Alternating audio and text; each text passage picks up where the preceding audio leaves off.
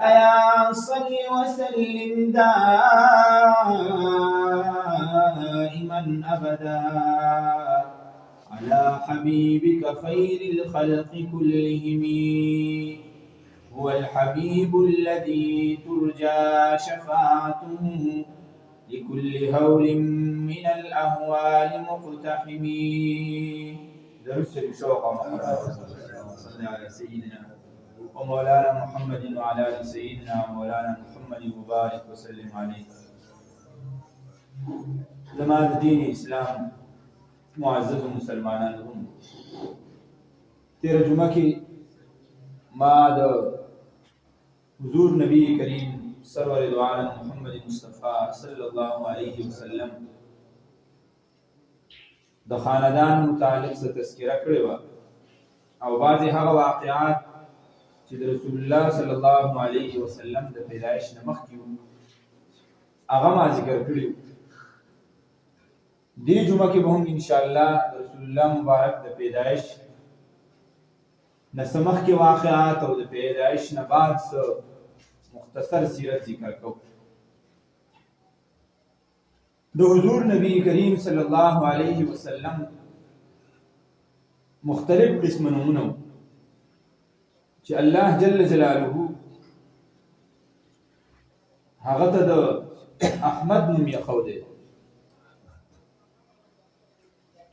او مور بیبي ورته محمد نوم یې او بیا په احادیثو کې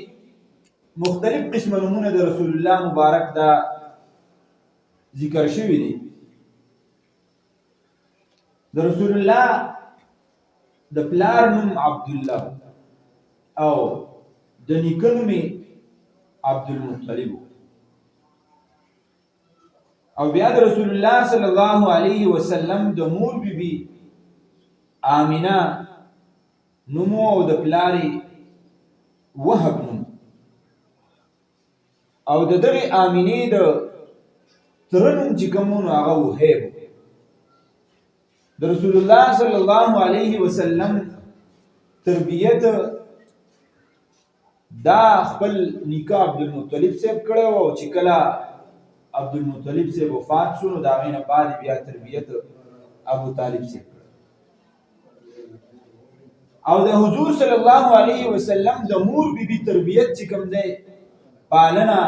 او د هغې چې کوم دی نو پرورش دا د هغې پلار نه وکړی چې وهب نوم بلکې د حضرت آمینې تره وهب هغه د آمینې د حضور صلی الله علیه وسلم د مور بیبي تربیت هم کړی او پرورش یې هم کړی. مخکې جمعو کې هم دا تذکره ما کړې وه چې حضرت عبدالله دا د هغه افرادو نوم په عربو کې چې کوم خوبصورته خلک او الله جل جلاله ورته یو خاص شان حسن ورکړی ښکلیوالی ورکړی او مختلف قسمه رشتې به راتلې خو د دوی د خاندان دا پرځونه وه چې موږ د دې خپل وراره یا د دې خپل زوی د دې خپل ماشوم په داسې یو ځای کې نکاح وکړو چې هغه ځای معتبر خاندان والا هم یو دغه زنانه چې کومه ده نو هغه پاکیزه او پاکدمنه. په دې مناسبت سره د حضرت عبدالله نکاح د آمینې سره وشو. آمینه د حضور مبارک صلی الله علیه وسلم والده بیبي هغه د مدینې اوسېدونکې وه او مخکې به ما تذکره د هغې د خاندان کړې وه چې دا څنګه تعلق جوړ شو هلته کې مدینه منوره کې تېره جمعه کې ما خبره کړې چې کله نکاح وشوله نو د نکاح د بعد په طریقه کار دا و چې چا به نکاح وکړله نو 3 ورځې به دا سړی د خپل سخر ته اوسېده. نکاح به وشوله نو 3 ورځې بعد دا د خپل سخر که لاړو د خپل کور والا سره به 3 ورځې هلته د خپل سخر. حضرت عبدالمطلب صاحب د خاندان څه معزز افراد هغه د ځان سره کړه لاړه چې د آمینې دپاره د حضور صلی الله علیه وسلم د رشتې د حضور صلی الله علیه وسلم د والد صاحب د رشتې خبره وکړه. خبره وشوه هغه ورته ها وکړه چې ټیک ده تاسو معزز خاندان یې او مونږ هم د خپل لور په معزز خاندان کې ورکول د عبدالله نه بل بهتر سړی نشته. بیا د عبدالله ور روانو چې دا 3 ورځې زه د خپل سخر کې تېرې کړم. په لاره باندې د دې عبدالله سره یو زنانه وه چې په هغه وخت کې د ټولو نه هوښیاره زنانه وه او کاهنه به ورته وي. کاهنه هغه ښځې ته ویلی کېږي، هغه سړي ته کاهن ویلی کېږي چې هغه د پیریانو، جناتو، د ستورو او په مختلف قسمه طریقو سره غیبي خبرونه معلوموي چې مخکې به څه چل کېږي. نو دغه ښځه چې کومه وه نو دا کاهنه وه، یو قسم له مونږ ورته ووایو چې جادوګره وه. نو دا عبدالله روان دی، په ده باندې د خپل کور نه اواز وکړ دې زنانه چې چېرته روان یې ځوان؟ دی ورته وي چې زما په پلان کې ځای کې چې کوم دی نو رشته شوده وه، زه هلته روان یم. دې ښځې پې ډېر زیات منت وکړه چې دا عبدالله زما کور ته راشي او دلته کې ورسره زه چې کوم دی نو د هغه وخت مناسب چې کوم دی نو زه ورسره تعلقات قایم کړم. عبدالله ډېر معتبر جوان او ډېر پاکیزه انسان. هغه ورته ووي، یو څو شعرونه ورته ووي، مطلب او مفهوم یې دا دی چې بیکاره سړی د بیکارې ښځې سره تعلق ساتي، ناکاره سړی د ناکاره ښځې سره تعلق ساتي، شریف انسان خانداني سړی د شریفې ښځې سره او د حیادارې ښځې سره چې کوم دی تعلق ساتي. لهذا زه ستاسو تعلق نه شم ساتلی، زه په خپله لاره باندې. بهرحال عبدالله روانو تر دې حده پورې چې خپل مقام ته ورسېد او هلته کې د امینې بیبي سره چې کوم دی نو هغه 3 ورځې تېرې کړې او واپس چې کوم دی نو په دغه لاره باندې بیا کور ته مکې مکرمې ته راغی. مکې مکرمې ته را روان و نو دقه یوه لاره وه، دا ښځه ورته بیا ودرېده وایي چې ځوانه سله تللی وې او سله را واپس شوې. عبدالله ورته وایي چې زما خو نکاح وشوله د امینې سره، اوس واپسۍ ته چې کوم دی نو کور ته ځمه، کور ته ځان نه سم. د عبدالله یاد ساته هسې نه ذهن کې دې راشي چې دا ښځه کومه ما ته ولاړه وه دا چېرته یو خرابه ښځه وه، یو زیناکاره ښځه وه او زه دې د ځان د خپل خواهشاتو پوره کولو دپاره راغوښتم. ګوره یاد ساته، ذهن کې دې دا رانشي. ته چې کله ما ولیدې نو ستا په تندي کې ما د آخري پیغمبر د نبوت رڼا ولیده. نو ما ته ځکه ځان ته راغوښتي چې دا به زما سره نکاح وکړي او آخري پیغمبر چې کوم پیدا کېږي هغه به زما زوی شي او زما نه به پیدا شي او زه به د هغې د وجې نه چې کوم دی نو څه شمه بختوره شم. د دې لپاره ګورې ما راغوښتي. عبدالله ورته په خپله مخه باندې لاړه او هغه ته یې څه زنانه ته یې څه توجه ورنه کړه. بهرحال د دې دواړو نکاح وشو، وخت تېرېده تر دې حده پورې چې د حضرت عبدالله د حضور صلی الله علیه وسلم والد مکرم چې کومونو په 19 کاله عمر کې دا نکاح کړی د حضرت آمینې بیبي سره او 1 کال دا نکاح وو. بیا چې کوم دی نو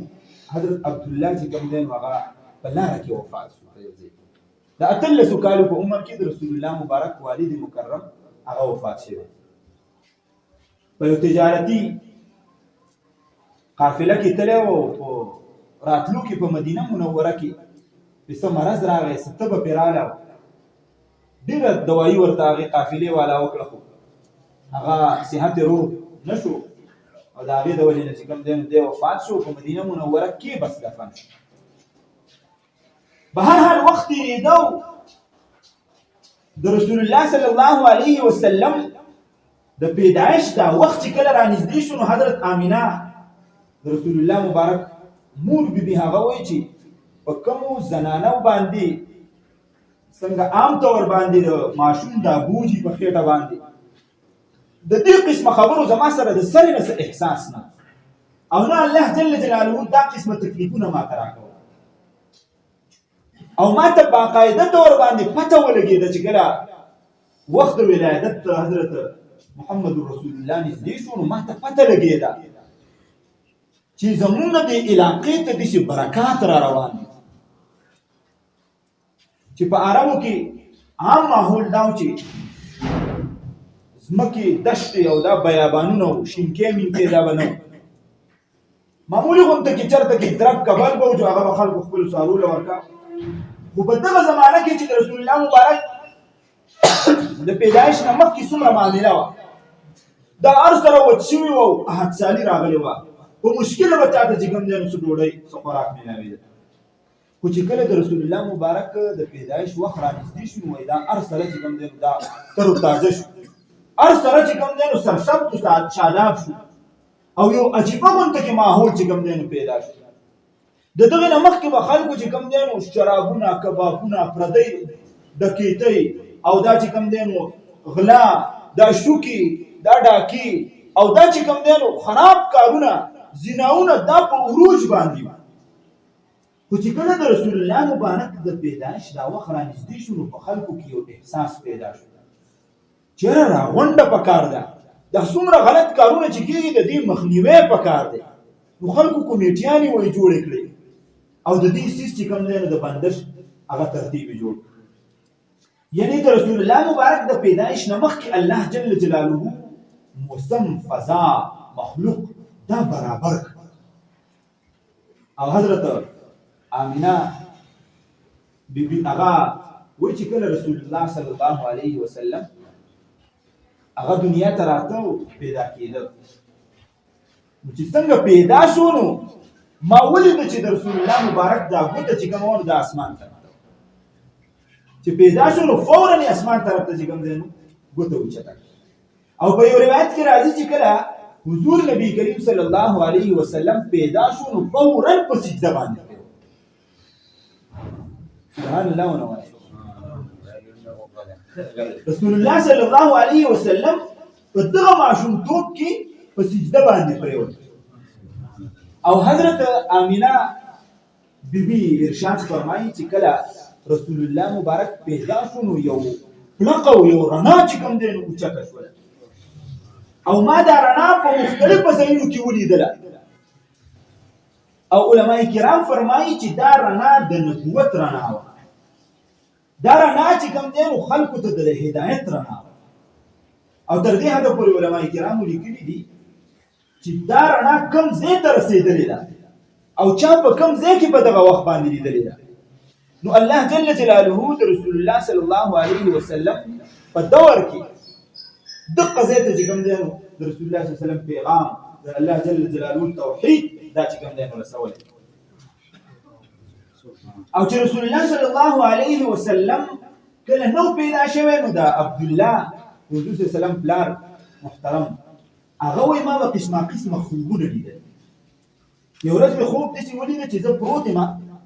او زما د دې ملا نه چې کوم دی نو یو زنځیر اوچت شو او دا زنځیر په تیزۍ سره اسمان ته ورسېد او زه ورته ګورم چې دا زنځیر فورا ونه جوړه شوه په دې کې شاخونه پیدا شو دې شاخونو پاڼې ونیوې بیا ګلونه پیدا شو او دغه ګلونو میوه ونیوله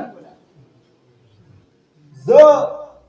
یو جوان دی ونې ته ولاړ دی ډېر شي خلک راځي او د هغو سره قسمه قسمه الې ورسره دي چې دا ونه د یخ نه راورغړي خو یو جوان دی د پاکیزه ولاړ دی ډېر طاقتور جوان چې څوک راځي نو هغه یې د دې ونې نه شړي او دی چې کوم دی د دې ونې حفاظت دی کوي عبدالله حضور صلی الله علیه وسلم والد مکرم وایي دې ونې چې کله دا میوې ونیوي نو دا میوې راښکته شوې زه په دې خوب کې دا وایم چې زه دې ځان له څه میوې راوشو کوم ما ډېر کوشش وکړ چې میوه راوشو کوم خو زما دا لاس ورته نه ورسي په دې کې چې کوم دی نو زه راغلم سهار مې د هغه وخت علما چې کوم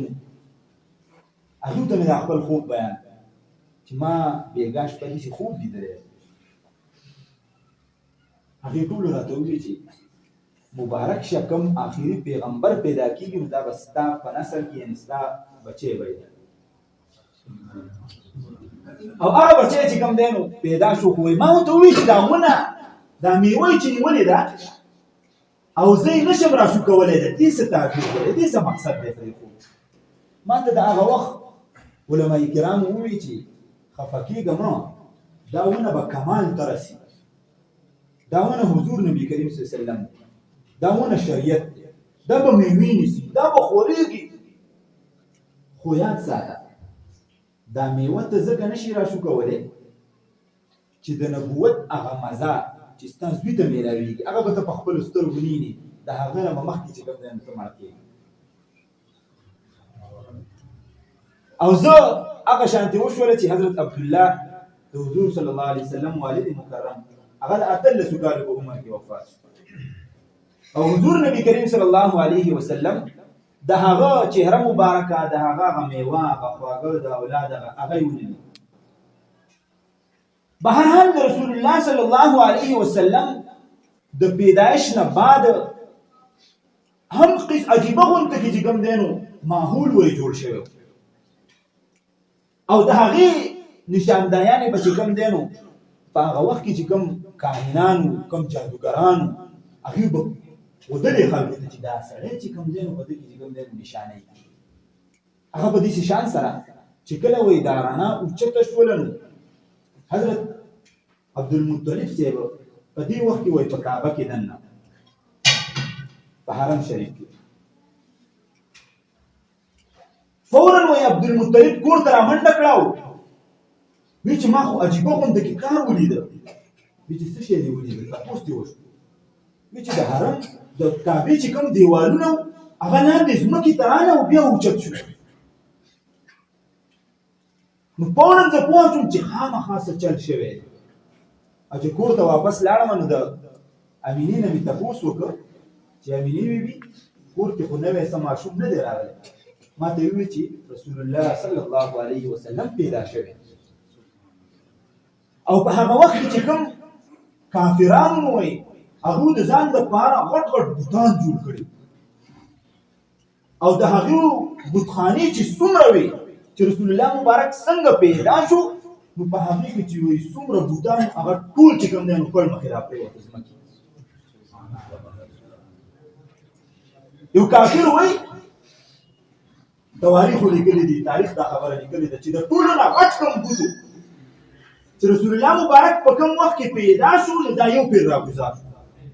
خلک حیران شو چې دا خو غټ بوت دی زموږ خدای دی نعوذ بالله نه څنګه راګوزارېدی شي بیا موږ رانیغ چې بیا موږ ودراو خو مضبوطه بیا ځمکې له راخلاص شو بیا موږ ودراو بیا ځمکې له راخلاص شو کسان ویلي چې د ده نه قلار شي خامخا څه چل شوی دی چې معامله کېده تفتیش کېده څه چل شوی دی د آخري زمانې پیغمبر محمد رسول الله راغلی حضرت آمینه بیبي وایي چې کله حضور مبارک صلی الله علیه وسلم پیدا کېده نو په دغه وخت یو سړی ماله راغی په خوب ما ته وایي چې آمینې تا ته پته شته دی چې ستا په خېټه باندې د دواړو جهانو سردار چې کوم دی موجود دی او دا سردار د ده د وجې نه به الله جل جلاله په پوره عالم کې دین خوری چې کله رسول الله صلی الله علیه وسلم پیدا کېدلو په دغه وخت کې حضرت آمینې خوب ولید چې آمینې کله دا ماشوم پیدا شي نو نوم به ورله محمد کېږي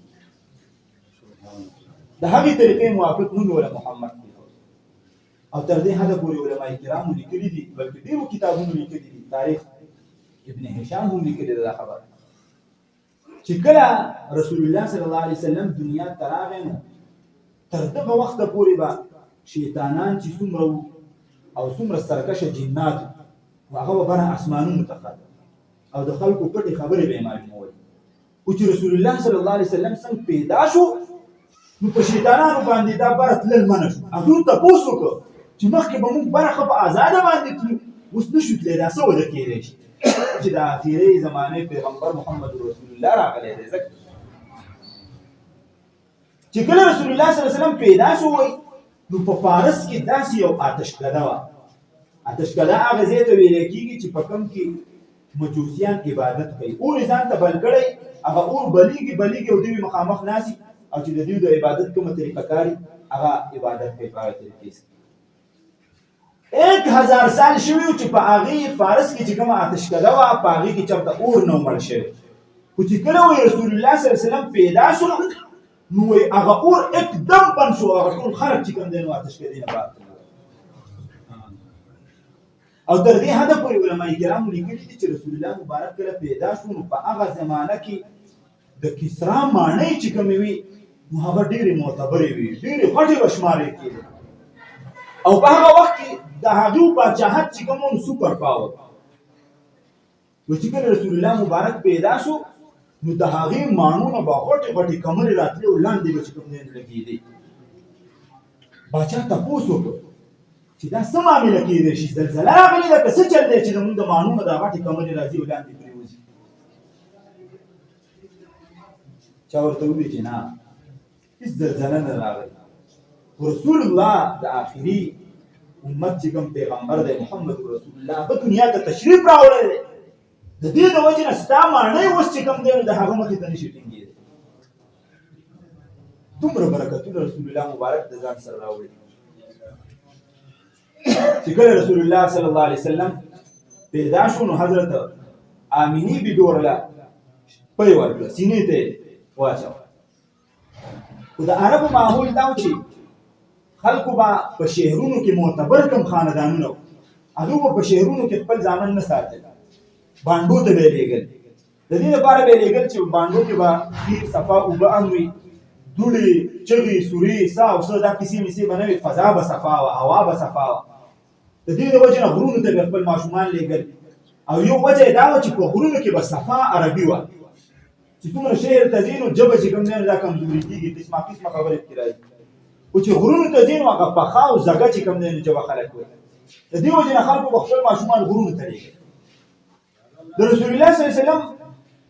والدې صاحبې حضرت آمینې یو پیر صرف چې کوم دی نو رسول الله مبارک له پی ورکړي.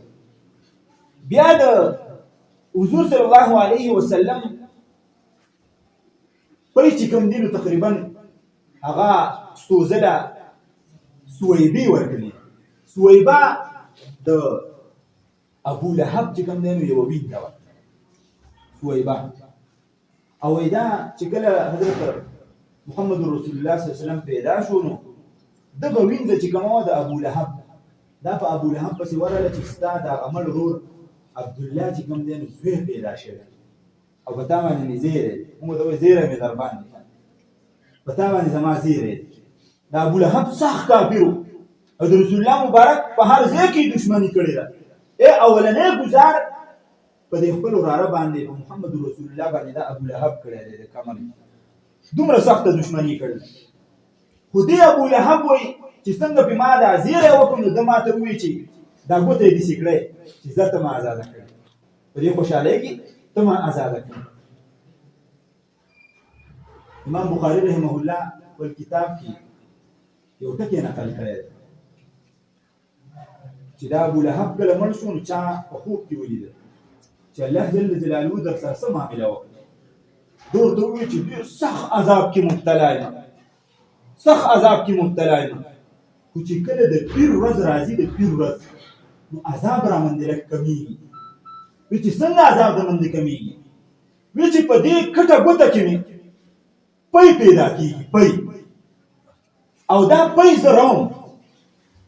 چې د هغې د وجې نه زما چې کوم دی نو وجود ته د عذاب نه معمولي غوندې کې راحت مېلاوېږي. وایي چې تپوس ترې وشو چې دا ولې؟ وایي چې د دې پیر په ورځ باندې زما په دې کټۍ ګوته کې دا شوده ځکه پیدا کېږي چې یو ورځ په ما پسې دغه سویبه راغله د رسول الله مبارک په پیدایش باندې به ما په خوشحالۍ کې دغه سویبه په دې ګوته باندې ازاده کړې وه. الله جل جلاله راته د خپل محبوب د وجې نه چې کوم دی نو دا نعمت اوس راکړی. اوس به څوک دا وایي چې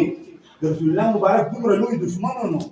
په قرآن کې خو الله جل جلاله وایي چې څوک جهنم ته لاړ نو فلا یخفف عنهم العذاب د هغه نه خو به عذاب نه کمیږي.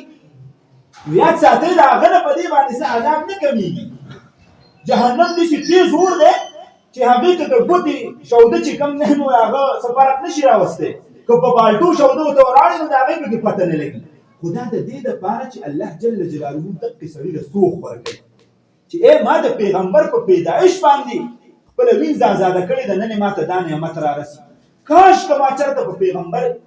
ایمان راوړی وی نن به زما څومره درجه وی په جنت.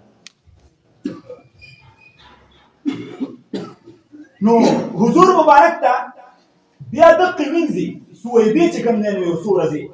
دا شوده ول. او بیا تاسو ته مخکې چې څنګه ما کیسه وکړه د بانډونه به ښځې راتلې د هغوی به کاروبار دا و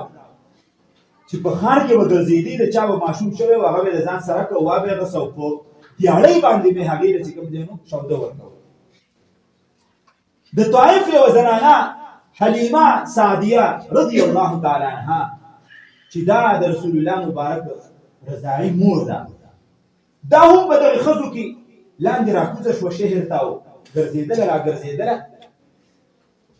چې د ځان لپاره د ماشوم څه بندوبست وکړي ویسي او بیا ولې هغه مالک هغه پلار یا مور چې کوم دی نو څه مزدوري ورکړي. دا وایي زه راکوزه شوم خو زما اوښه چې کومه وه نو هغه ډېره لاغره وه کمزورې وه. زما سره چې کومې ملګرې ښځې وې هغه مخکې رالې او کوم خانان او ملکانان خلک چې مالداره خلک وو د هغوی که بچي پیدا شوي نو هغه یې اوچت کړه او د ځان سره یې ویوړه. زه چې راورسېدم نو ټول کورونه خالي شوي. چا راته وویل چې د دې کالک هم چې کوم دی نو یو ماشوم پیدا شوی دی د عبدالله زوی دی. نو چې کومه یوه زنانه به مخکې ورتله او تپوس به یې کاوه چې د دې کالکه ماشوم پیدا شوی دی پلار یې شته که نه؟ پلار یې خو مړ دی، عبدالله نوم یې دی او مړ دی. نو هغه به ترې راوته وایي چې پلار یې مړ دی نو موږ له به دیاړي بیا څوک راکړي. نو ډېرې ښځې ورغلې وې خو رسول الله مبارک یې اوچت کړی نه و. دا وایي زه اخره کې پاتې شوم او زړه کې مې دا هم راغله چې پلار یې وفات شوی دی ما له به څوک بیا دیاړي راکوي روپۍ به راکوي. خو په کلي کې نور ماشومان نشته په دې ښار کې لہذا اوس که خالي واپس کور ته ځي بده خبره ده راځه دا ماشوم ګوره ورځمه. وایي چې څنګه چې ما دا څادر واړو محمد رسول الله ما ته وخاندل، ما ته یې وخاندل او د هغې خندا زما په زړه باندې یو درد تېر کړ چې دا ماشوم که هر څه نو زه به یې وړم. دا ماشوم ما وایي دومره ځمکې ته نه کړ چې خپل خاوند حارث ته مې وویل چې سوارلي راتاو که او چې واپس کور ته ځو زما ضمیر ما اجازت نه راکوي چې اوس دا ماشوم ما اخیستی دی د غیږې نه واپس وکړم. دومره خوبصورت وایي دی ما په سوارلۍ باندې کېناوه او عام چې څنګه معمول زما خاوند په سوارلۍ باندې مخې ته کېناست او زه دې شاته کېناستم او محمد رسول الله زما په غیږ کې دی. خاوند مې زور کوي د شاتې نه لښته وهي چې دا سواري روانه شي خو نه روانېږي. چې کوز شو فورا سوارلي ودرېده او روانه شوه. خاوند مې بیا سوارلي کېنوله چې واپس ورته وروخېږي چې روانه شي. بیا چې مې خاوند مخې ته ور وښوته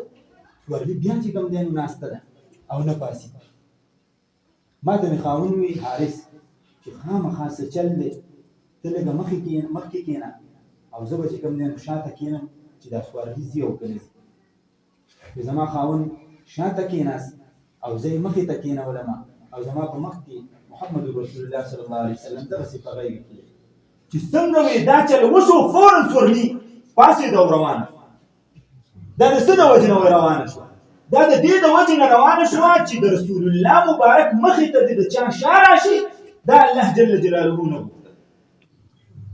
چې محمد رسول الله دې شاته او د هغه نه دې مخکې یو کس او د هغه شا د محمد رسول الله ته دا الله جل جلاله نه غوښتله. الله جل جلاله چې څنګه محمد رسول الله مخکې شو او مقتدا شو امام شو نو سورلي هله روانه شو. دا سورلي چې وایي کله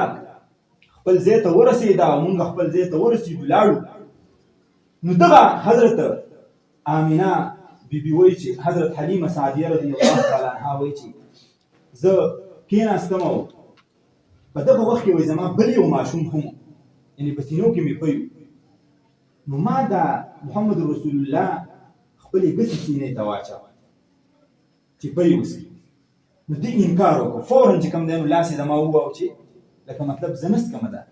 بیا مې ښی طرف ته واچوه چې مې ښی طرف ته واچوه نو په هغې سکلو باندې شروع وکړو ته یې چې کوم دی نو وروړو. ما ذهن ته دا خبر راغله چې اخر دا ولې نو د هغې نه مخکې ما د خپل زوی له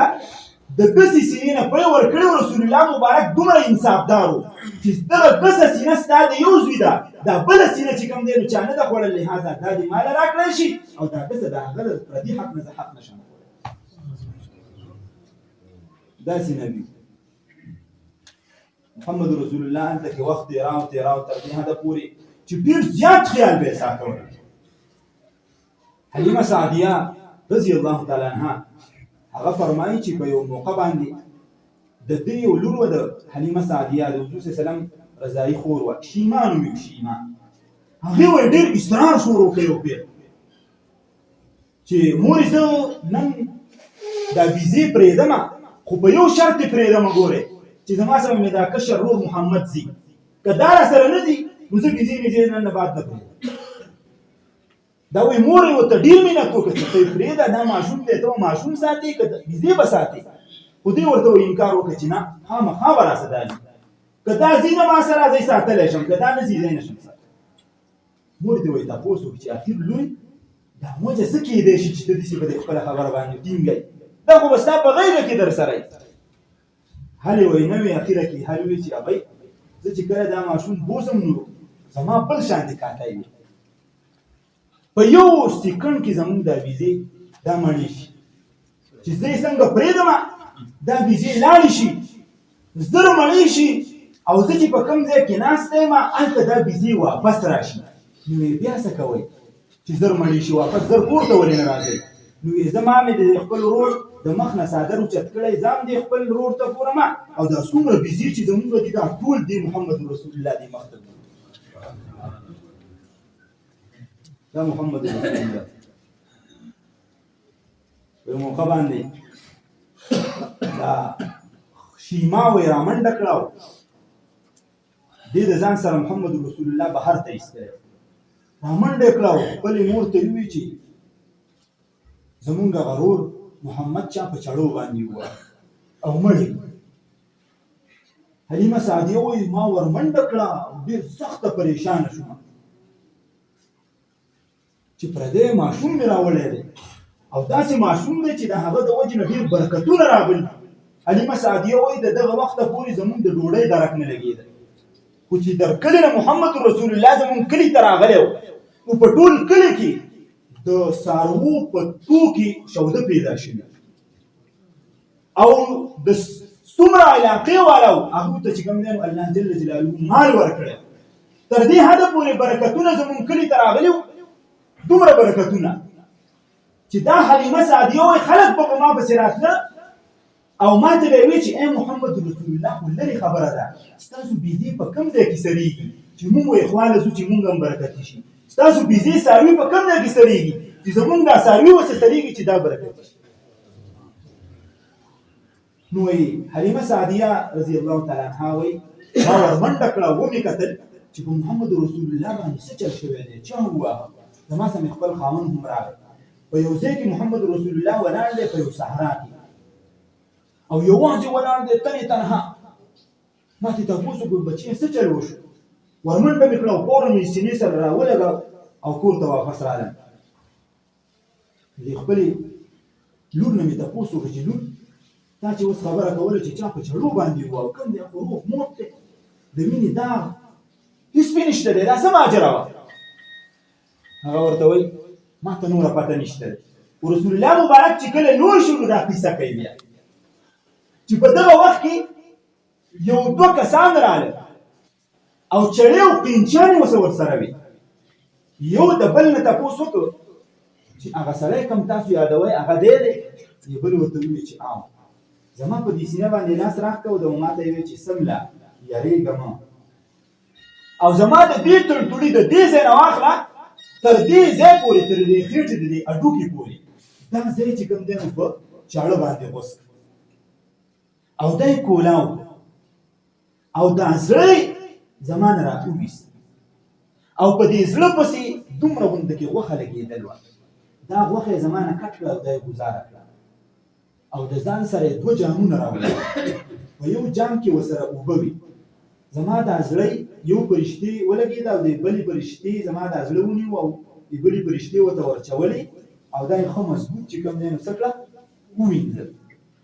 او بیا زما دا زړه بند کړه او لاس یې پرې راښکولو وایي چې اوس ودرېږه څه تکلیف درته شته؟ ما ورته وایي چې نه. دا الله جل جلاله د محمد رسول الله د زړه د صفایۍ لپاره دوه پرشتې رالېږلي. دا کار د رسول الله مبارک سره څلور کرته شوی دی. شق صدر ورته ویل کېږي. الم نشرح لك صدرك ووضعنا عنك وزرك الذي انقض ظهرك. د رسول الله مبارک نه چا تپوس وکړ وی د الله رسول دا غوښه چې نه کوم لري کړو دا د څه غوښه وی فرشتي دی بلې فرشتي ته ووی چې دا هغه غوښه ده چې کومه غوښه کې شیطان کینی او د انسان زړه ته وسوسه ورچي د رسول الله مبارک د زړه نه مې هغه غوښه د سره نه لري رسول الله مبارک دسی و هستی داسې اوچت شان الله جل جلاله رسول الله مبارک ته ورکړ چې څلور کاله کله پوره شو نو دا حلیمه سعدیه وایي چې زه واپس چې کوم دی نو مې دا ماشوم راوسته و 2 کاله بلکې پوره شو اول فرصت کې ځکه چې عام طور باندې 2 کالو به پی ورکول او بیا به واپس چې کوم دی نو خپل مالک ته حواله کړه خپل مور او پلار ته دا ماشوم حواله کړه چې ما راوړه زړه مې نه کېده چې دا ماشوم ور واپس کړم خو چې کله مې راوړه نو په دغه وخت کې په مکه مکرمه کې وبا خوره شوې وه څه مرض خور شوی نو مور ته مې ولې وویل چې مور خوښه دې نه ده چې دا ماشوم چې کوم دی نو زه واپس ویسم او 1 کال نیمې بیا وساتم ما ته ویل چې بالکل ته واپس ویسه او 2 کاله نور وساته خو چې کله اوس د سینې دا کار وشو نو بیا ویرېدم چې برکتي ماشوم دی هسې نه چې کوم دی نو څه نقصان ورته ورسي راسه چې خپل مالک ته او خپل مور ته چې کوم دی نو دا واپس کړم د رسول الله مبارک وخت تېرېده به تر دې حده پورې چې په یو سفر کې رسول الله مبارک او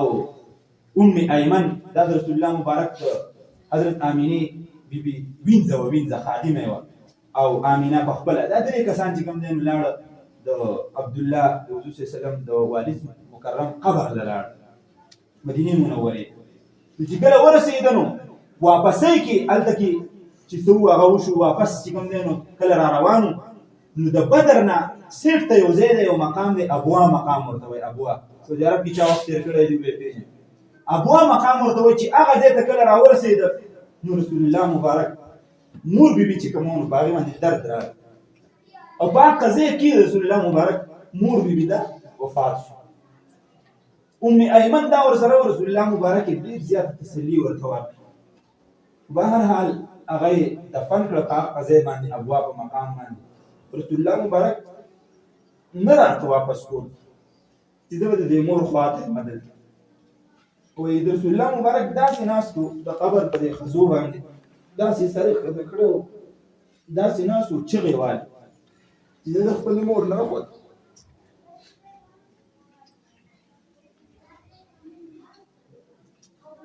تسلي ورته میلاو شو